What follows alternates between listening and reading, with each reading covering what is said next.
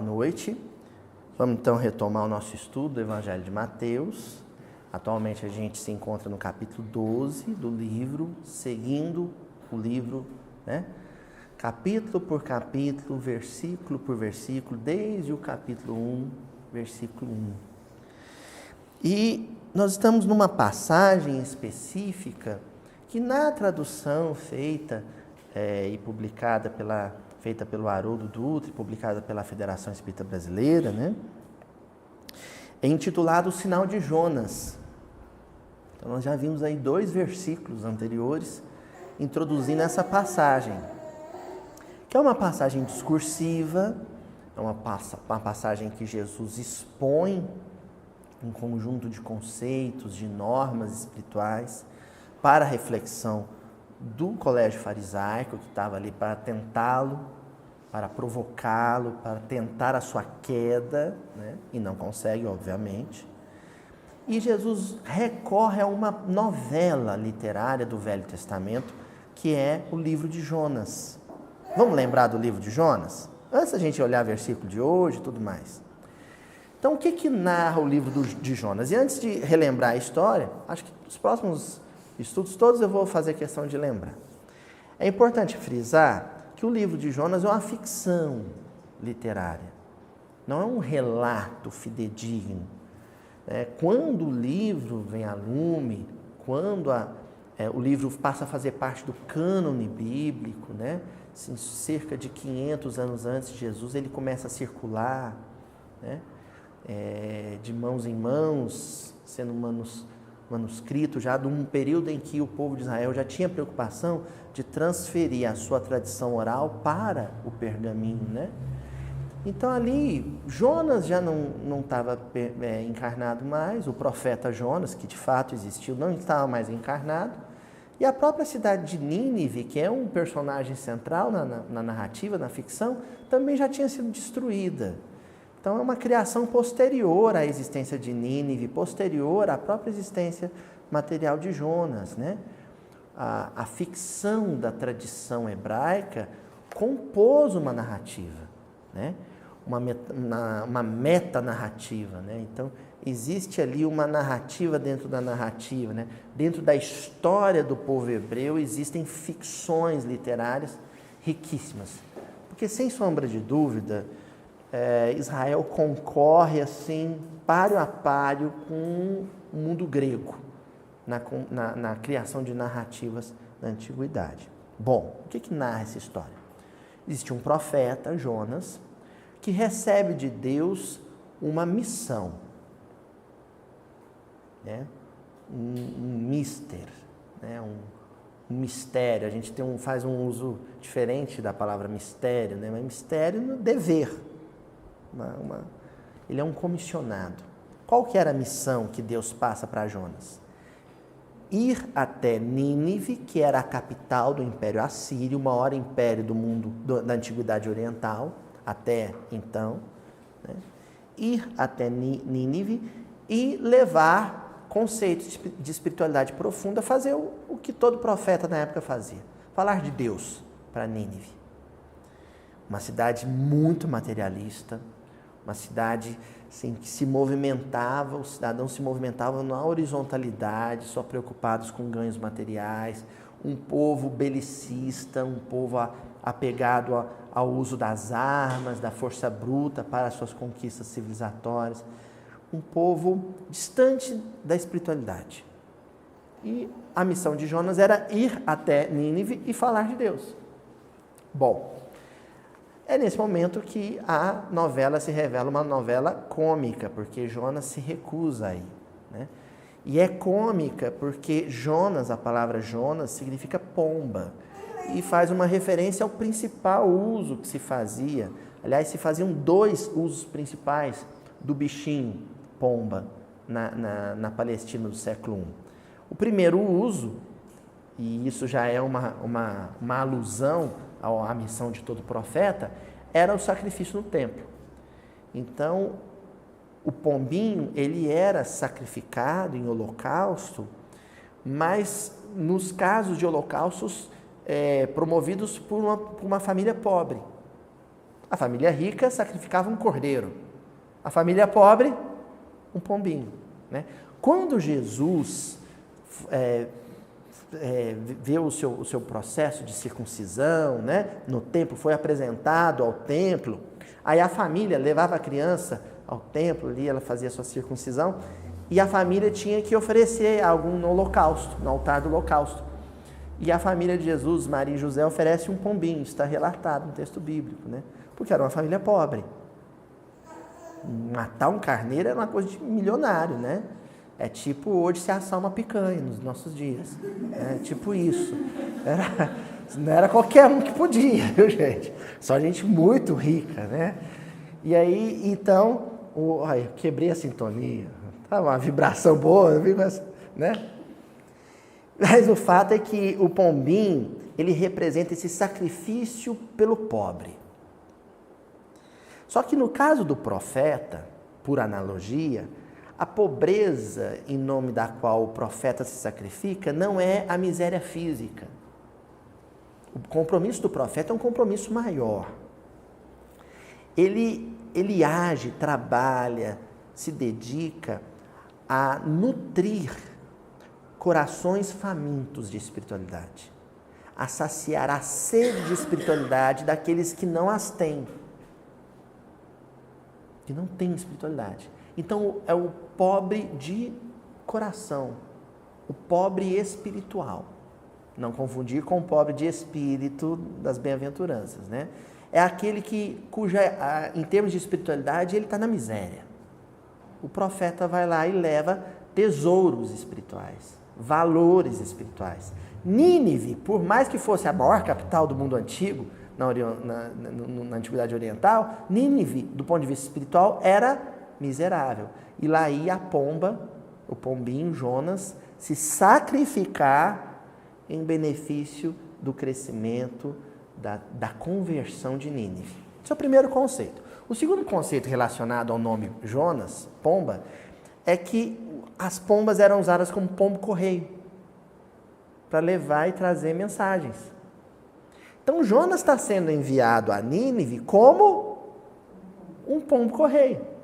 Aí que se torna cômico, porque você imagina, você tem pombos-correio, não, sério. Aí você vai lá, abre a portinhola do pombo-correio e fala, leva a mensagem. E o pombo, não vou. Porque Jonas se recusa a ir. Jonas fala, não vou. E aí, para manter sua posição de desobediência, de insubordinação a um ditame divino, ele pega e foge da Palestina. Ele vai para Tarsis, que ficava no norte da África, né? Não confundir também com Tarso, na Grécia, né? Então, ele vai para Tarsis, paga uma passagem, sobe no navio, fala, vou embora daqui, porque aí eu fico longe de Deus, ele não me cobra nada. Mas Deus faz uma tempestade balançar o barco de um jeito que o povo do barco começa a rezar. E aí alguém lá no barco fala, escuta, eu tô achando que nós estamos passando por isso por causa daquele cidadão ali, ó, o Jonas, porque ele me contou a história dele e ele está fugindo de Deus. E o Deus dos israelitas é um Deus poderoso, então acho que é o Deus deles que está virando nosso barco.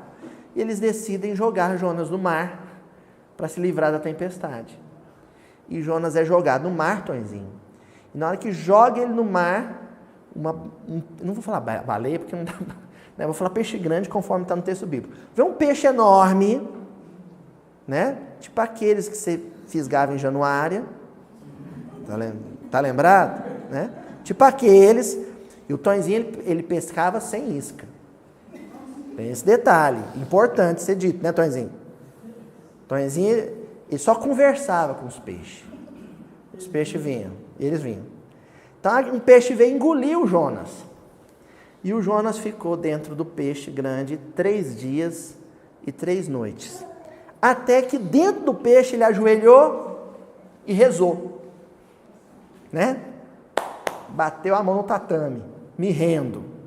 E aí Deus dá uma ordem para o peixe, isso é importante mencionar, porque o tema central é a questão da obediência. Então Deus dá uma ordem para o peixe, cospe, e o peixe cospe o Jonas.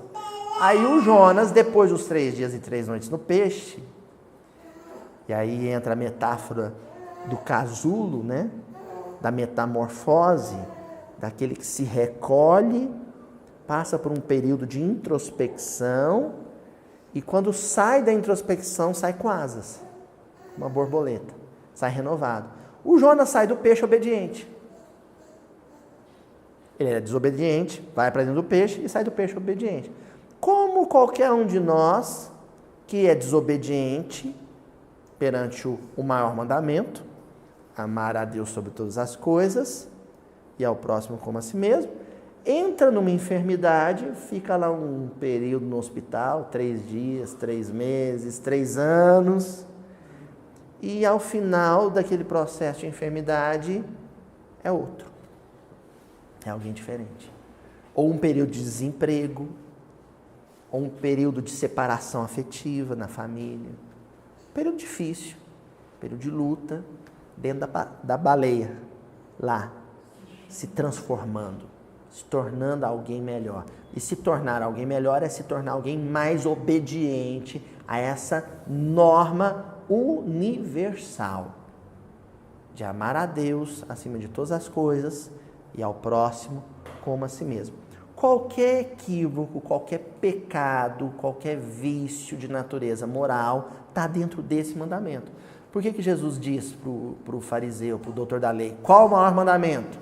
E ele responde esse, né? Por quê? Porque ele engloba tudo.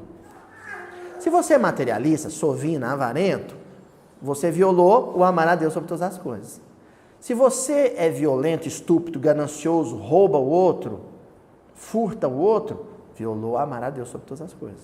Se você não perdoa, não tem misericórdia, não tem compaixão, você violou amar ao próximo como a si mesmo. Então, eles conseguem, esses 2 mandamentos conseguem abarcar tudo. Desobediência é não segui-los. Pois bem, Jonas vai até Nínive, né? E aí em Nínive tem um detalhe curioso, de novo. Para atravessar Nínive, ele levaria 3 dias. Metáfora também. E aí eu começo a fazer umas conexões aqui, antes de ler o versículo do dia, relativo ao 3, pensando no próprio Paulo, né?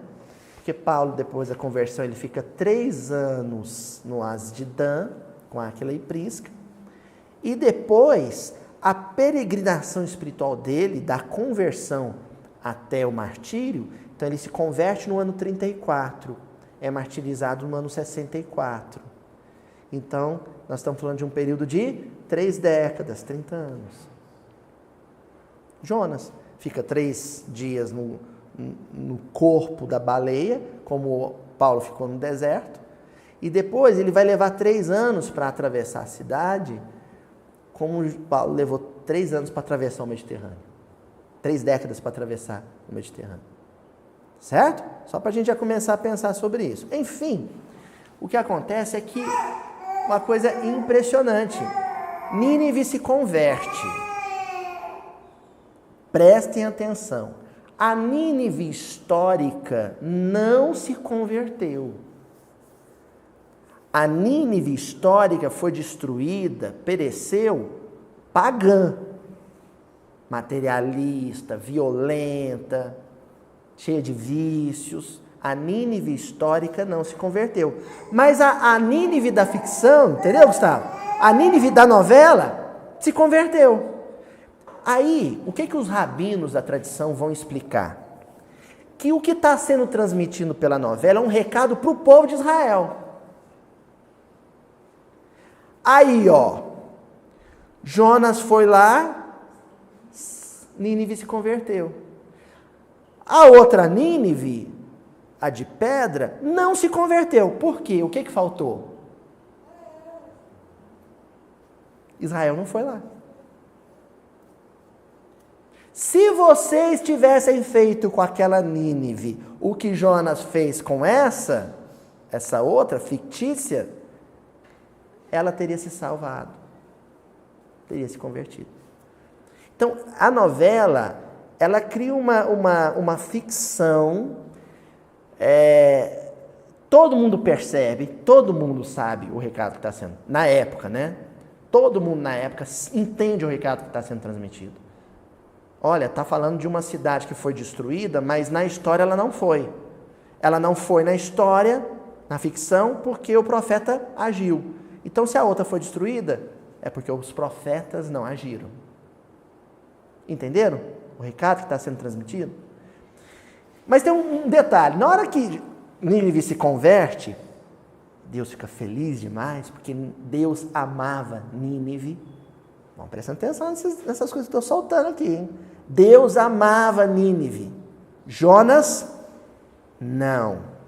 Jonas não foi até Nínive resignadamente. Ele foi até Nínive obedientemente.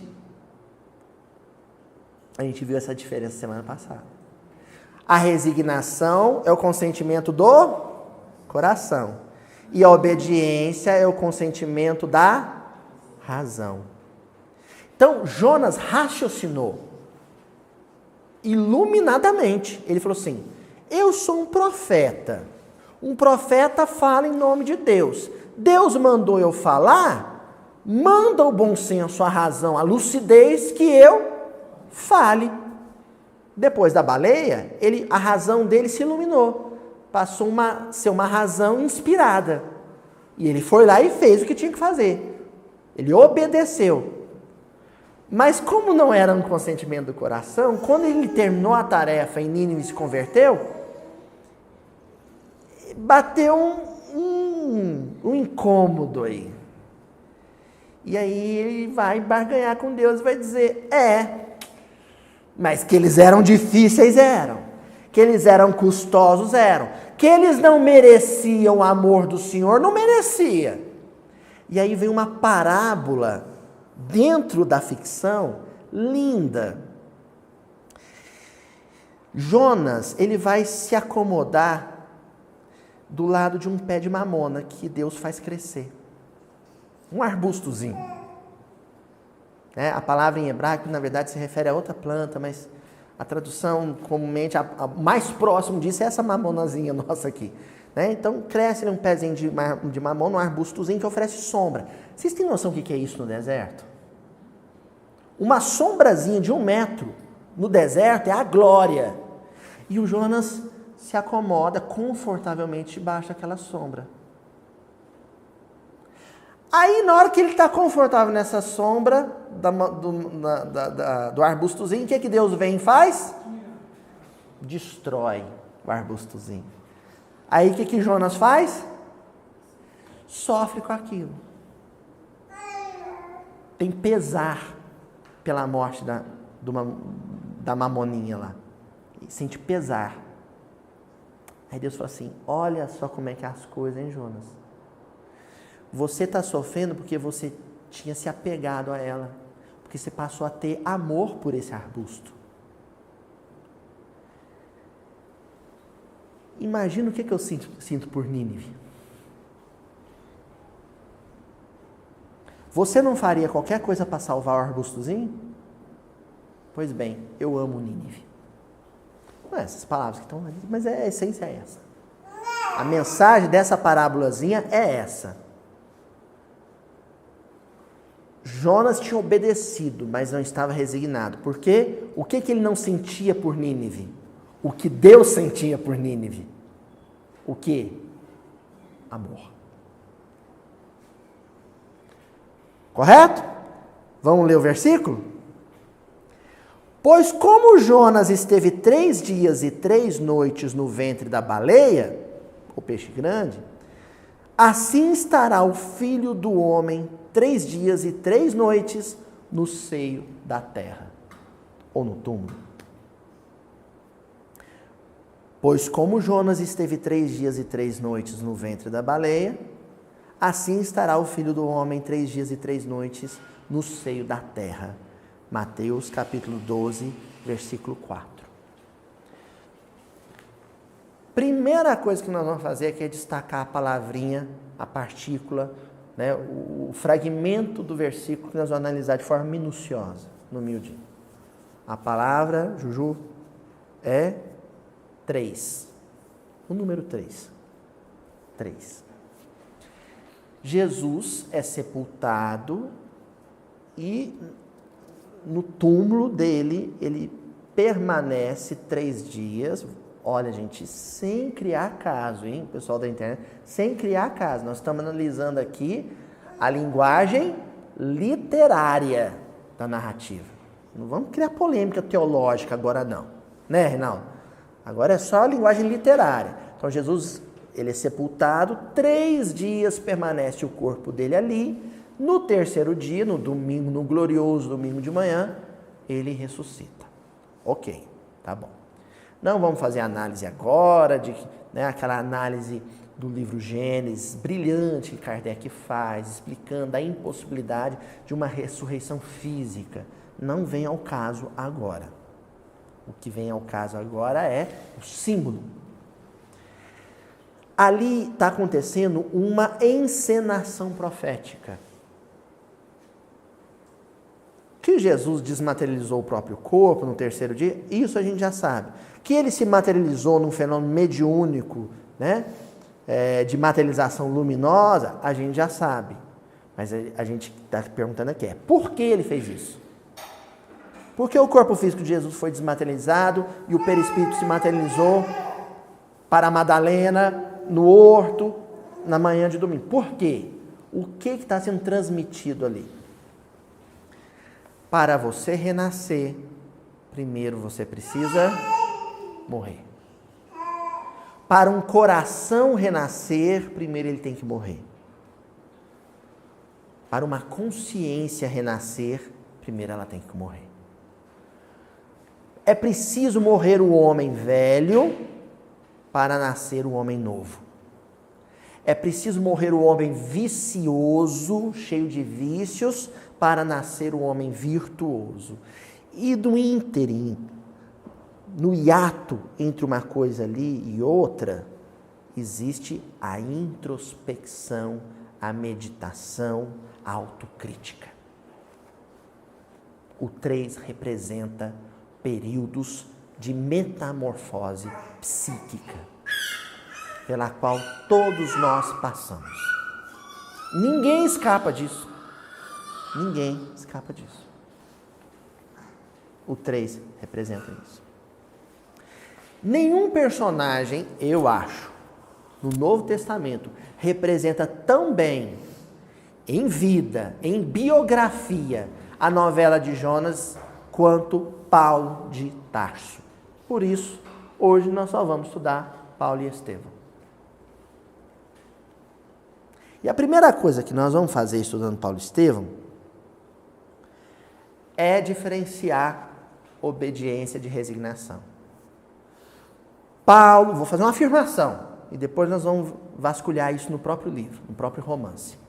Paulo foi um espírito obediente na sua carreira de 30 anos. Ananias era um espírito resignado.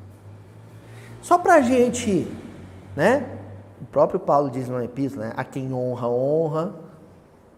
Não é assim? Vamos fazer jus. Quando Paulo ainda estava, na condição de perseguidor, Ananias já era Ananias. Então vamos colocar cada um na sua hierarquia. Ananias, Abigail, Estevão, e isso o romance deixa claro, eles estavam num outro nível de compreensão. Paulo vai ter que viver um processo, sabe? De ciclos de introspecção. 3 anos ele vai passar no Oásis de Dan, recolhido. Depois passa mais um período de 3 anos em Tarso, como tecelão, né?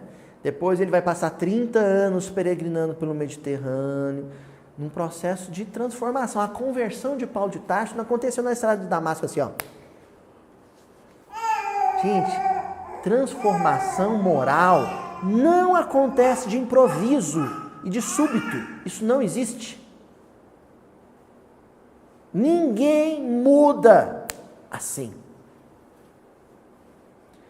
A estrada de Damasco, a visão na estrada de Damasco representa um pontapé inicial, um start, sabe? Um estopim para uma dinâmica de 30 anos de metamorfose que Paulo vai viver. 30 anos de metamorfose. Está claro, gente? Então vamos ver primeiro um exemplo de resignação? Paulo, na estrada de Damasco, Jesus aparece, né? Aquilo ofusca a visão dele, a luz do Cristo ofusca a visão dele, e de repente ele se vê na situação física que ele já se encontrava na situação moral, cego. A orientação de Jesus é: vá até Damasco e lá o meu servo te dirá o que fazer. Qual servo? Até ali na narrativa não se sabia. Até ali na narrativa, qual era o servo? Não se sabia. E Paulo vai para uma pensãozinha, né? O ajudante lá, o companheiro que era servo dele, depois, deixa ele na pensãozinha, vai embora, larga ele lá. Ele fica nessa pensão, Tonzinho, sem um tostão, morto de fome, passando dificuldade, chorando amargamente, porque ele acordou para a vida, com remorso. Adivinha, Tonzinho, quantos dias Paulo fica nessa pensão? Eu vou deixar vocês adivinhar. Quantos? 3 dias. Aquela pensãozinha foi o primeiro peixe grande que engoliu Paulo. O primeiro. Ele fica 3 dias naquele quarto chorando, cego, sem comer, sem dormir. Oi? Abandonado, literalmente, porque a turma largou ele para lá e foi embora. No terceiro dia de preces fervorosas, está lá em Paulo e Estevão, segunda parte, o capítulo 1, rumo ao deserto. No terceiro dia de preces fervorosas, eis que o hoteleiro anuncia alguém que o procura. Seria Sadoc? Era o melhor amigo dele. Seria Sadoc? O pessoal de Jerusalém vem me buscar. Saulo tem sede de uma voz carinhosa e amiga. Saulo era Nínive. Saulo tem sede de uma voz amiga, de uma voz profética. Nínive tinha sede de uma voz profética. Quando Deus chega para Jonas e fala, vá até Nínive, ele está dizendo, Jonas, eu estou escutando a voz deles, eles estão com sede. Você tem a água viva, descedenta os meus filhos de Nínive. Saulo tem sede de uma voz carinhosa e amiga. Quantos e quantos no nosso redor têm sede de uma voz carinhosa e amiga? E Deus dizendo para a gente, vai lá, mata a sede dele. E a gente, não vou. Não vou. Essa garrafinha d'água é só minha.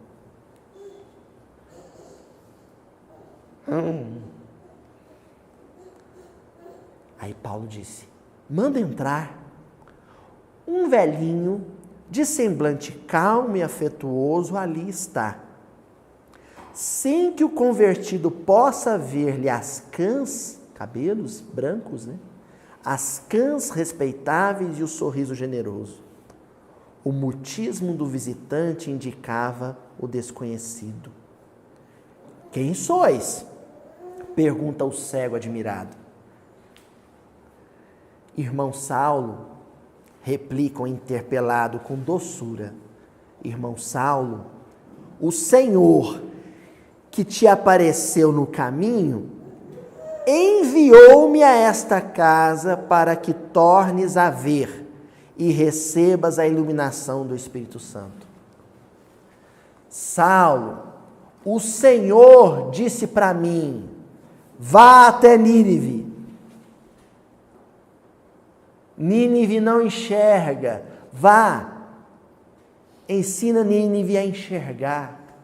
Apresenta a luz a quem vive na escuridão. Vá até Nínive. O velhinho aqui está dizendo isso para Saulo. Ele mandou e eu, mais que isso, eu resignadamente vim. Vão comprovar isso? Ouvindo, o moço de Tarso tateou ansiosamente nas sombras. Quem seria aquele homem que sabia os feitos lá da estrada? Algum conhecido de Jacó? Mas aquela inflexão de voz enternecida e carinhosa. Vosso nome? Perguntou quase aterrado. Resposta veio. Ananias. Ananias era o sujeito que Paulo queria encontrar em Damasco. Ele estava indo em Damasco para matar.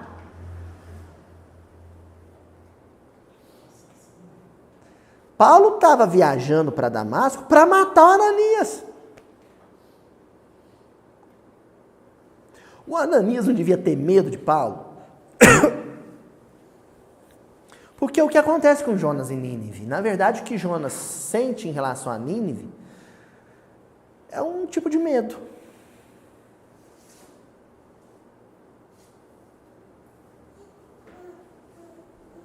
Como diria o poeta Buarque, filha do medo, a raiva é mãe da covardia.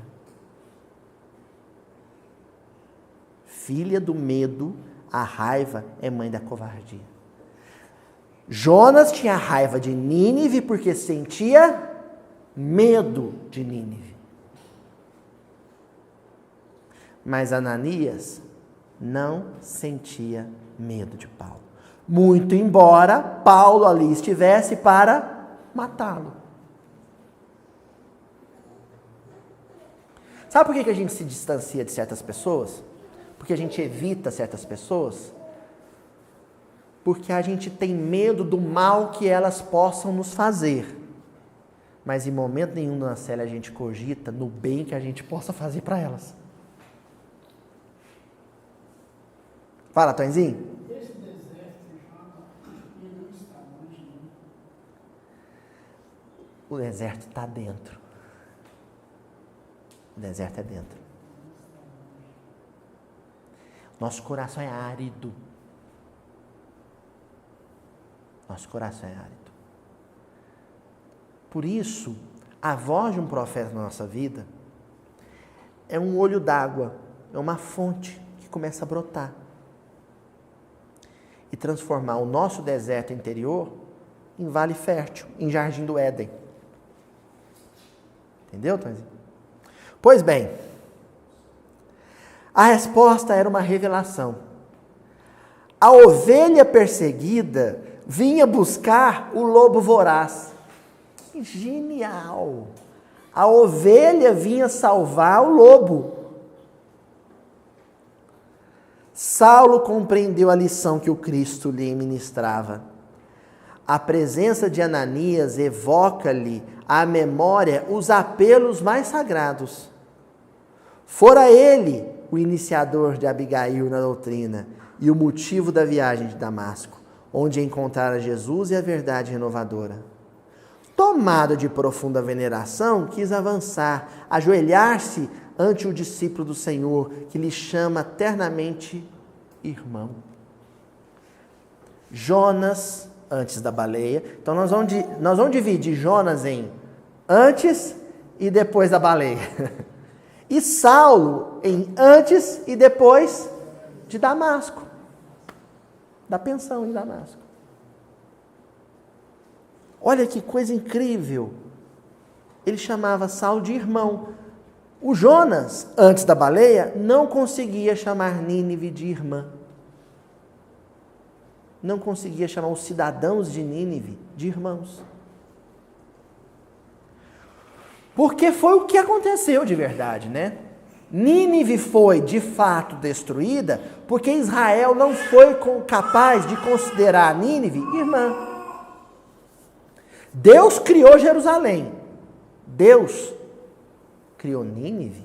Sim, Deus tinha criado Nínive e amava Nínive. tanto quanto Jerusalém. Nossa Senhora, se o povo agora escutar isso, eu estou lascado, né?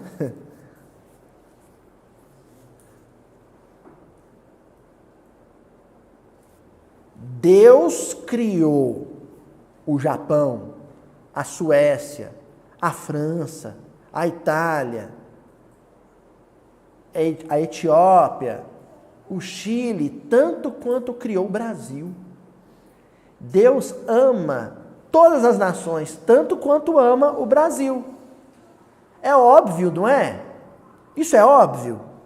Então por que os espíritas brasileiros dizem, sim, com o peito estufado, o Brasil é a pátria do Evangelho, o coração do mundo?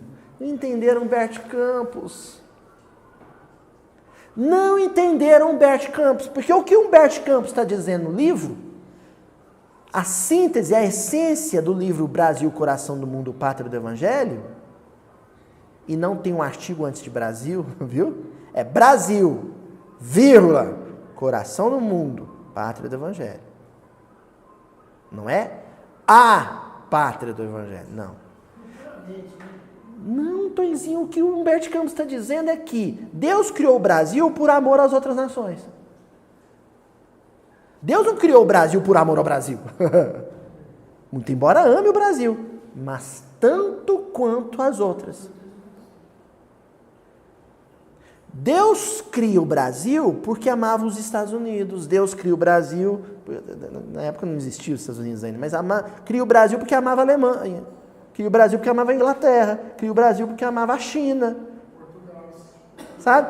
Deus cria o Brasil porque amava Portugal, porque amava a África. Agora, tem muito espírita bobo, ingênuo, que fala assim, o Brasil é especial. Sim, Serra Leoa é especial, o Haiti é especial, Trinidad Tobago é especial.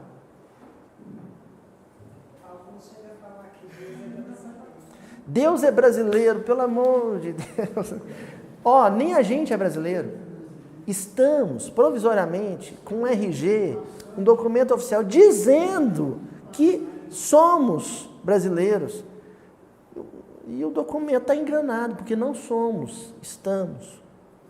Provisoriamente. Bom. Como Ananias considera Paulo irmão, como nós brasileiros deveríamos considerar todas as nações irmãs, né? Oscular-lhe, enternecido as mãos benfazejas, mas apenas tateou o vácuo, sem conseguir a execução do gratíssimo desejo. Então Paulo queria beijar a mão de quem chamou ele de irmão. Quisera beijar sua túnica, falou com humildade e reconhecimento. Mas como vedes, estou cego. Olha aqui, gente, presta atenção nessa frase, que ela explica o versículo, explica toda a novela de Jonas. Ananias disse assim, Jesus mandou-me justamente para que tivesse de novo o dom da vista. Jesus mandou-me para que justamente... É uma ordem, né? Ele recebeu uma ordem e cumpriu, igual a baleia. Cospe o Jonas, a baleia obedeceu. Deus falou para Ananias, vai a Damasco e cura o Paulo, faz ele enxergar. E ele obedeceu, ele foi.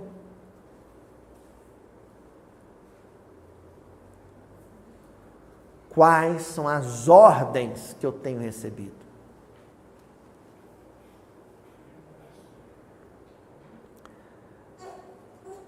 Agora, disse Ananias, impondo-lhe as mãos nos olhos apagados e num gesto amoroso, em nome do Salvador, peço a Deus para que vejas novamente.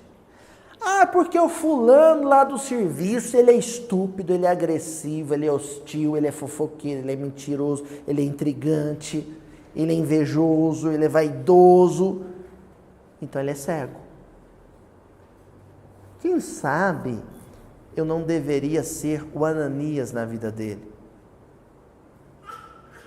Talvez, em muitas ocasiões, Jesus já tenha dito no meu ouvido: vá até o fulano e restitui-lhe a visão. E eu, rebelde, uma coisa curiosa, viu, gente? A tradução que eu mais gosto do Velho Testamento, um gosto pessoal, é a Bíblia de Jerusalém. E a novela de Jonas é dividida em tópicos, né? Em blocos. E o primeiro bloco, que vem o capítulo 1, a equipe do padre Roland Devaux colocou como título assim: A Rebeldia de Jonas. Entendeu, sabe? A Rebeldia de Jonas. Jonas era rebelde. O que uma criança rebelde faz? Desobedece. E uma criança, uma criança boazinha. Você está ouvindo, né, Francisco? O que uma criança boazinha faz? Obedece. Ananias era resignado e obediente. A aragem da manhã, como o perfume do sol, vinha banhar-lhe a fronte, traduzindo para o coração uma bênção de Deus. Agora eu vejo, glória ao Redentor de minha alma, diz Paulo. Vamos entender o que acontece aqui? Olha que coisa incrível. Aliás, eu pulei um trechinho que eu devia ter lido. Antes de ser curado, Paulo diz assim: ofereço os meus olhos aos seus santos serviços para todo sempre. Aí na hora que ele fala isso, ofereço os meus olhos para o santo serviço para todo sempre, ele enxerga. Aí ele grita: agora vejo o Redentor da minha alma.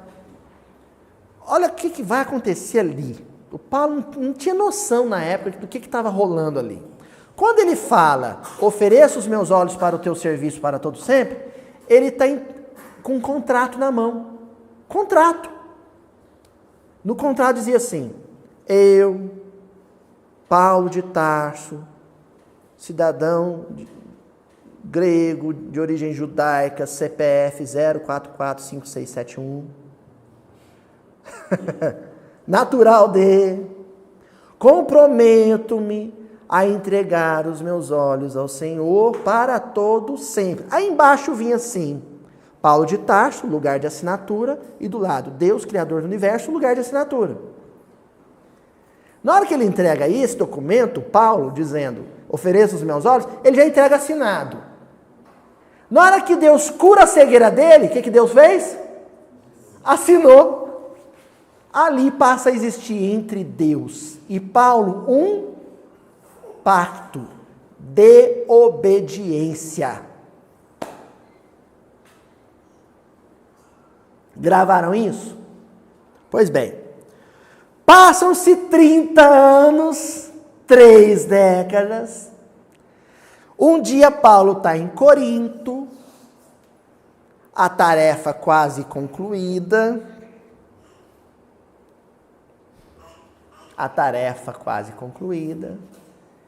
E ele diz para ele mesmo: quero encerrar a carreira em Roma. Eu nunca fui para Roma. Eu tenho cidadania romana, mas eu nunca fui em Roma. Irei a Roma, falarei do evangelho a Roma. Era o sonho da vida de Paulo ir até Roma.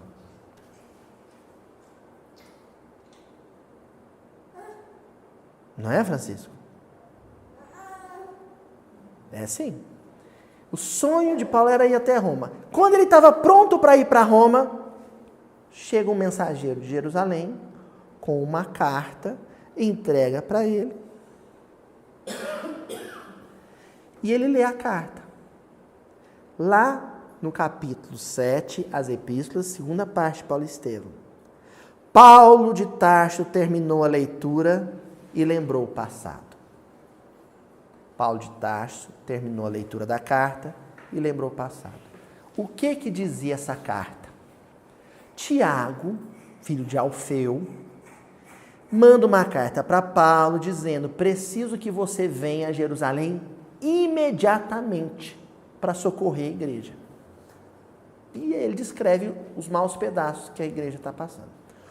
O problema nisso, e é o que faz Paulo lembrar imediatamente do passado, é que Paulo e Tiago não se gostavam.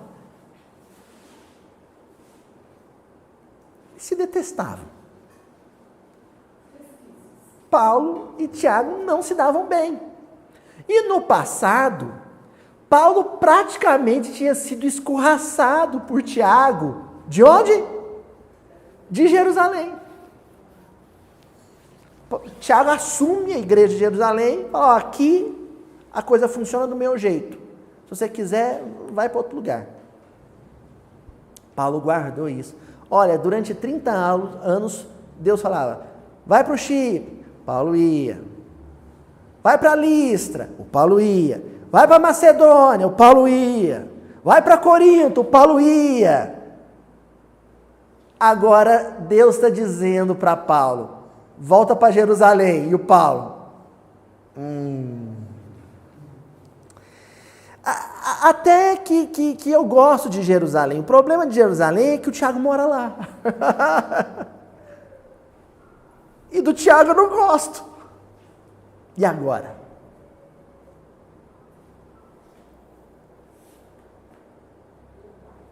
César, seu patrão fala para você, vai trabalhar ali, ó, naquele setor da empresa. Ô chefe, o setor até que eu gosto, mas aquele sujeito que está lá, ó, eu não gosto dele não. E agora? Aninha, Deus fala para você assim, ó, vai trabalhar naquele centro espírita lá, ó. Ó, eu não tenho nada contra o centro, ele é até bonitinho. Mas lá tem um tal de Luiz, eu não gosto dele não. Não vou não.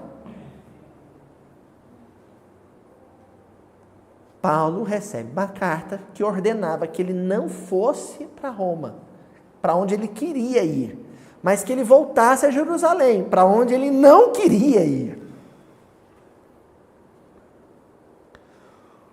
Aí ele, ó, o coração de Paulo vai falar, tá? Voz íntima, aos conflitos. Com que direito lhe fazia o apóstolo Galileu semelhante pedido? Tiago sempre se colocara em posição antagônica. Então, o coração de Paulo, o coração dele não gostava de Tiago. O coração está dizendo, esse Tiago aí, o que ele pensa que é? Ele nunca gostou que eu fosse lá, agora está querendo que eu vou? Esse Tiago aí, não gosto desse homem. Não gosto de Tiago. Em que pesasse a sua índole impetuosa, franca, inquebrantável, não podia odiá-lo. Odiar, ele não odiava. Entretanto, não se sentia perfeitamente afim com o filho de Alfeu. Então, a gente, no movimento espírita, a gente tem muito disso assim. Você odeia o fulano? Não, o espírito não bate. A gente não vibra na mesma sintonia. É um jeito de dizer que a gente não gosta da pessoa, né? Não se sentia perfeitamente afim com o filho de Alfeu, a ponto de se tornar seu companheiro adequado em lance tão difícil. Ó, aqui eu sublinhei o companheiro. Companheiro é uma palavra da língua portuguesa, de origem latina, que vem de dois radicais, com panis, mesmo pão. O companheiro é aquele que senta na mesa comigo e divide a comida comigo. Na antiguidade isso era um negócio muito forte. Então o Paulo está dizendo nas suas reflexões, ó, eu não desejo mal para o Tiago não, mas sentar com ele e dividir o mesmo pão, dividir a mesma tarefa, dividir a mesma obra, dividir a mesma responsabilidade, isso não dá. Eu não dou conta de um negócio desse. Só que tem um detalhe sobre Paulo, gente. Ele era Paulo. O vaso escolhido. E sabe por que Deus escolheu Paulo? Ele não escolheu Paulo pela sua grande capacidade de resignação. Deus escolheu Paulo pela sua enorme incomensurável capacidade de obedecer.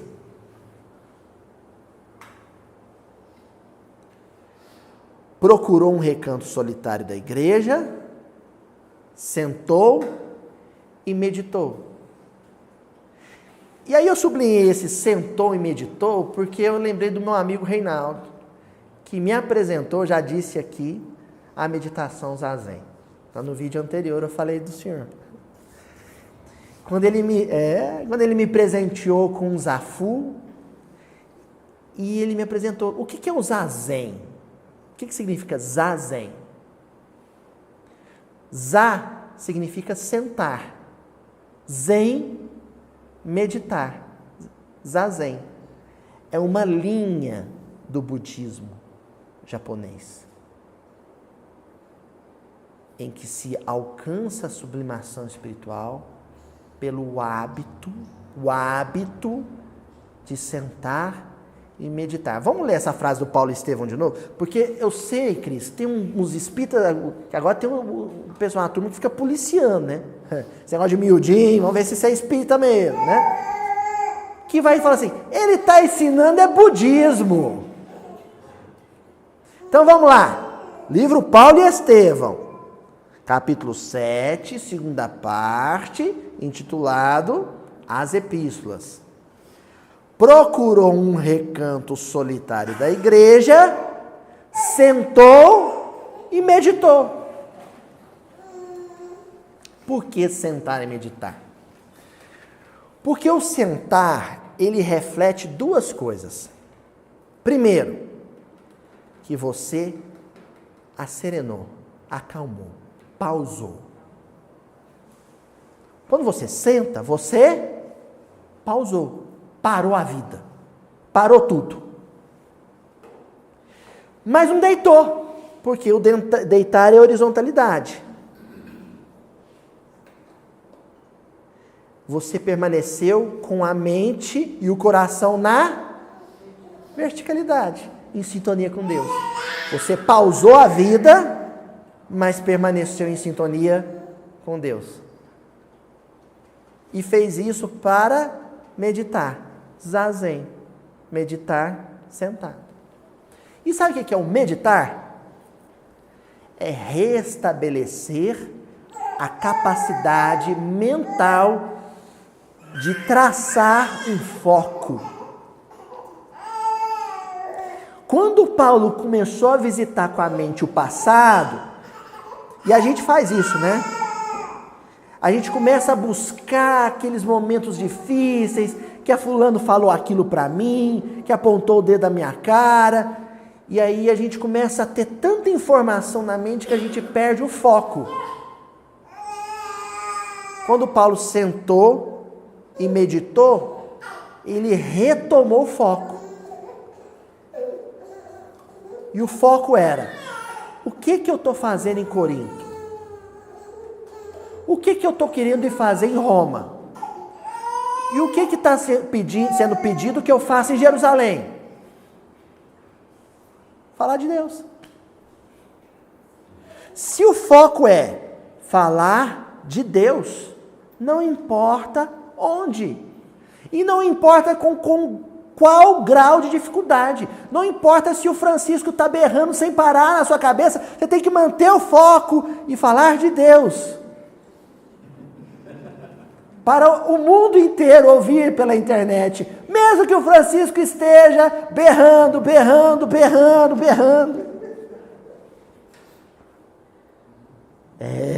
Rapazinho, tem que ter muito foco com o Senhor por perto. Então Paulo sentou e meditou. No que ele sentou e meditou, sabe o que ele fez? Ele deu passividade, porque a gente acha que passividade mediúnica é um negócio que só faz a mesa de desobsessão. Ele abriu o canal mediúnico. E aí veio a sugestão do alto. Experimentando certas relutâncias, o Jonas, né? Eu vou... Lembra do Chapolin Colorado? Eu vou... Experimentando certas relutâncias íntimas em renunciar à partida para Roma, Não obstante o projeto formulado em Éfeso, nas vésperas da Revolução dos Ourives, de só visitar a capital do Império depois de nova excursão a Jerusalém, procurou consultar o Evangelho. Vamos abrir ao acaso. E isso é terrível, né? Eu não sei vocês, mas teve ocasiões em que deixa eu ver o que o Evangelho diz. Quero nem ver. A gente ainda fala assim, nossa, esse Evangelho está viciado. Pega outro. Aí você abre. Eu só abro na hora que é o que eu quero. É, né, mãe? É complicado. Procurou consultar o Evangelho por desfazer tão grande perplexidade. Não era brochura, era pergaminho. Desenrolou os pergaminhos e, abrindo-os ao acaso, olha só, mãe, leu a advertência das anotações de Levi. Anotações de Levi. Quem que era Levi? Que evangelho nós estamos estudando? Mateus. Abre aspas. Concilia-te depressa com o teu adversário. A gente ri, né? Ri de nervoso, né? A gente ri de nervoso. Concilia-te. Mas não é concilia-te com o teu adversário, Reinaldão. É concilia-te depressa com o teu adversário.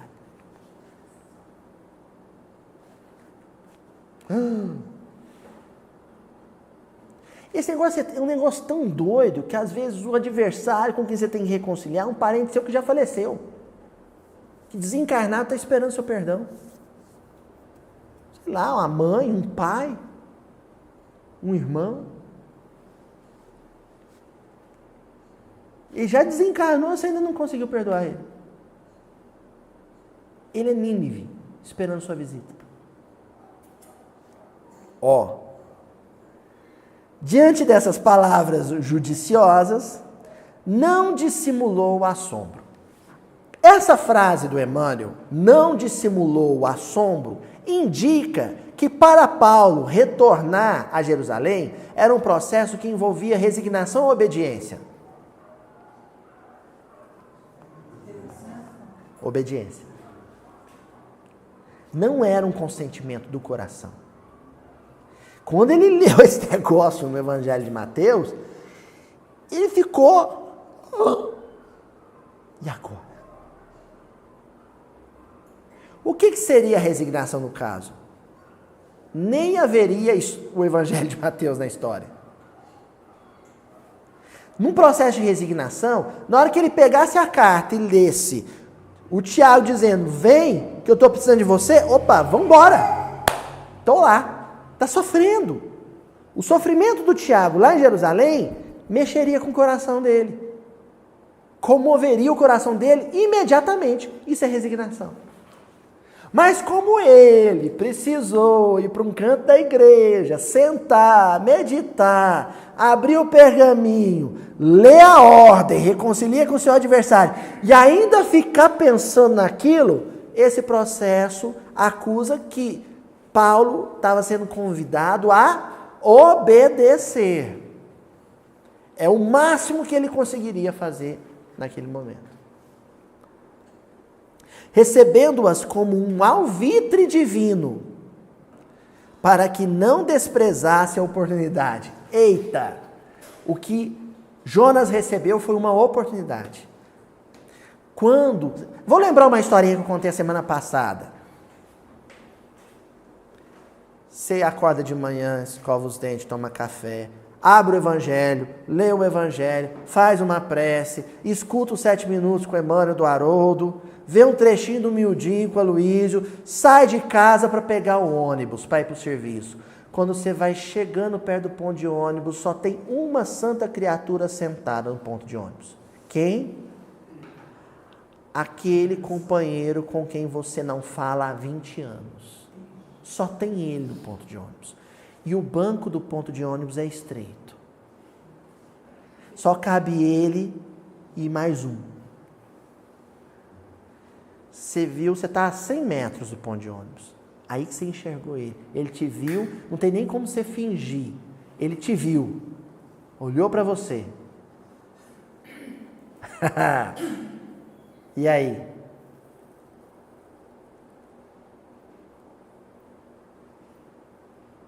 Obediência. Você lembra naquele exato momento que a lição do evangelho que você acabou de ler era: concilia-te. Não, era dizendo assim: antes de depositar tua oferenda no altar, vá e concilia-te ou reconcilia-te o quanto antes com o teu adversário, enquanto estás a caminho. E agora?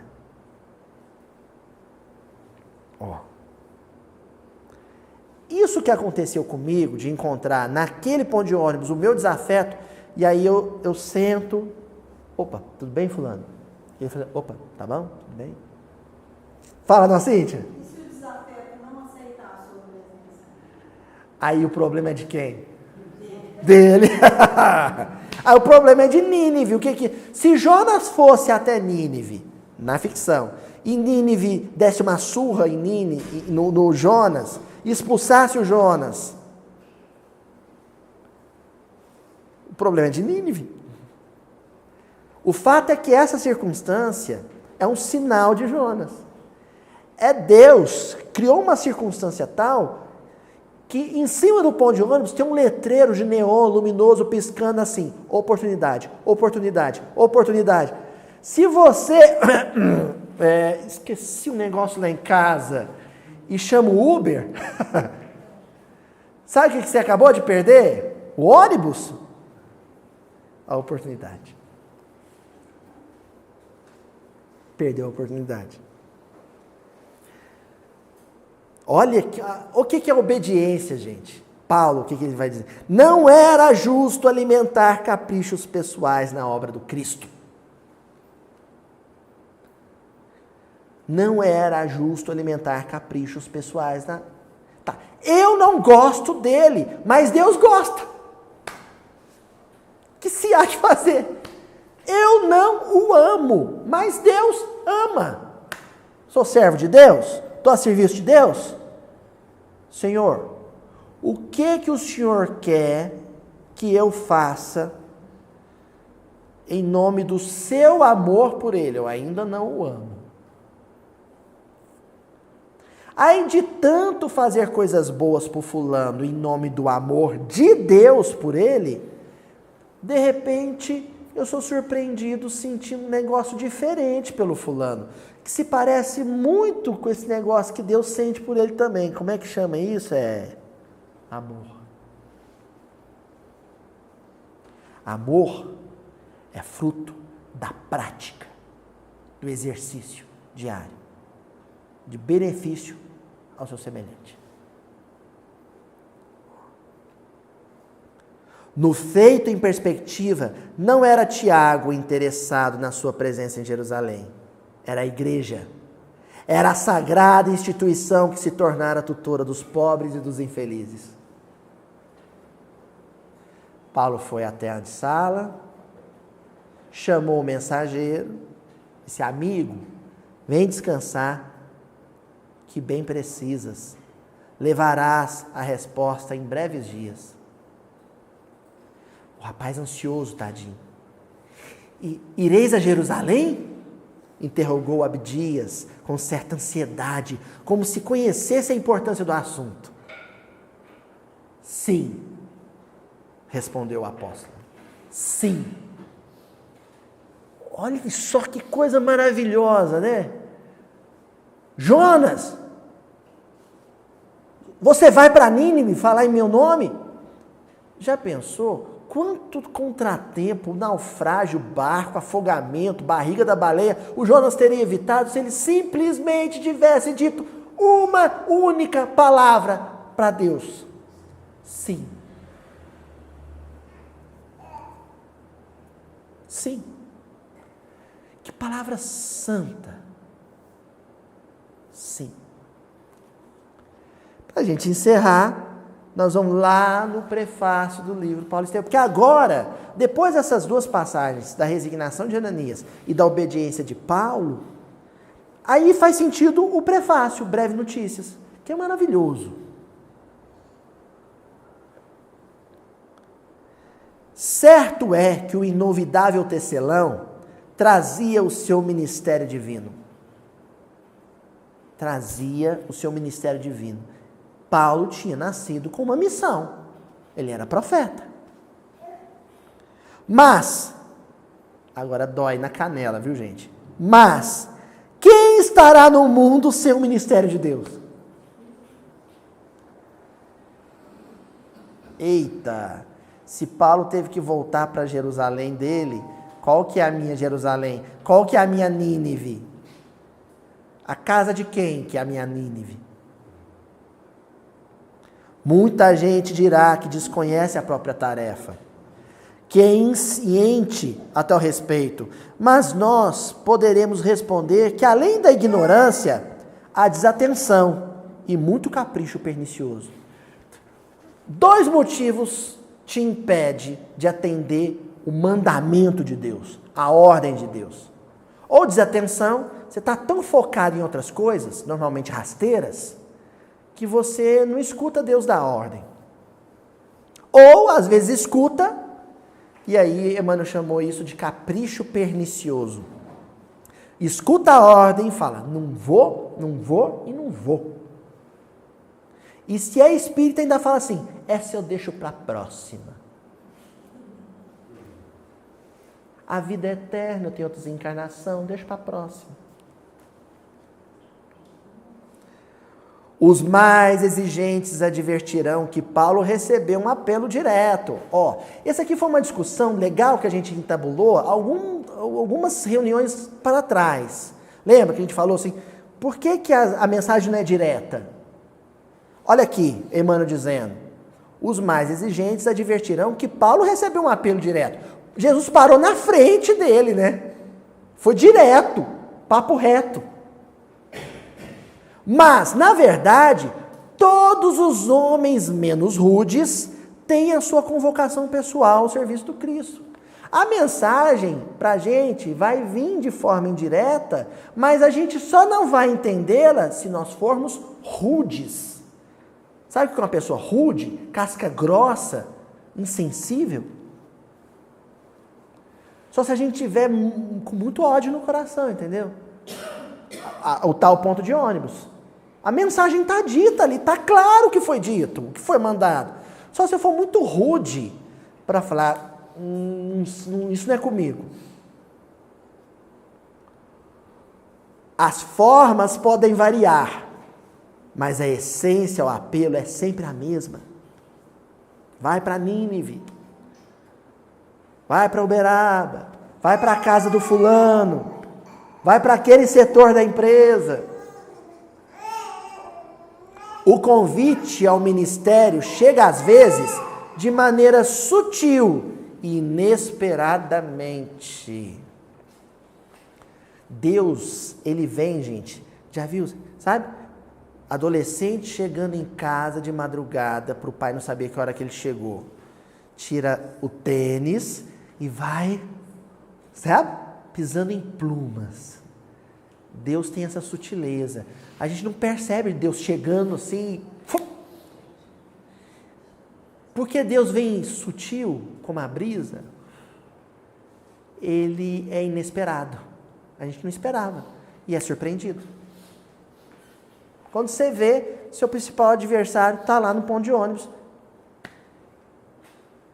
Vamos complicar, porque Deus vai complicando a nossa situação para a gente não ter muita escolha. É um livre-arbítrio orientado. Vamos fazer. O negócio é o seguinte: você está atrasado, você está sem bateria no celular, não tem como chamar o Uber, sem dinheiro na carteira, só tem passe de ônibus, não pode chamar outro táxi, e é o dia da sua entrevista de emprego. Então, se você não pegar aquele ônibus, você vai perder o emprego. Aí você senta no banco, não dá uma palavra, entra no ônibus e só tem 2 lugares no ônibus. Só tem 2 lugares no ônibus. Para você e seu adversário. Aí Deus vai criando essas situações assim. Tipo, vai. Né? Molecada, a gente brincava de lutinha. Aí, quando o outro dava um mata-leão, falava assim, pede pinico. Você, chega, me rendo. A gente vai se ver numa situação que ou vai ou não vai. Ou vai para Nínive, ou vai para Nínive. E aí encerramos. O mestre chama-o de sua esfera de claridades mortais. Paulo tateia na treva. Então, primeiro vem o assombro, o desconforto. Ai, que vontade de dizer não. Das experiências humanas. E responde, Senhor, o que queres que eu faça? Primeiro vai vir aquele negócio no peito que você fala, eu não quero. Você respira fundo. Senhor, o que queres que eu faça? Que eu sente nesse banco do ponto de ônibus? Que eu converse com esse cidadão? Que eu me reconcilie com ele? Vamos nessa? Como diria Capitão Nascimento, missão dada, missão cumprida, parceiro. Para a redenção do Capitão Nascimento. Até a semana que vem, gente. Um faminto me pediu um prato de sopa. Obedecer ou desobedecer. Servir ou não servir. Um desafeto me pediu perdão. Obedecer ou desobedecer. Perdoar ou não perdoar. É binário. É um ou outro.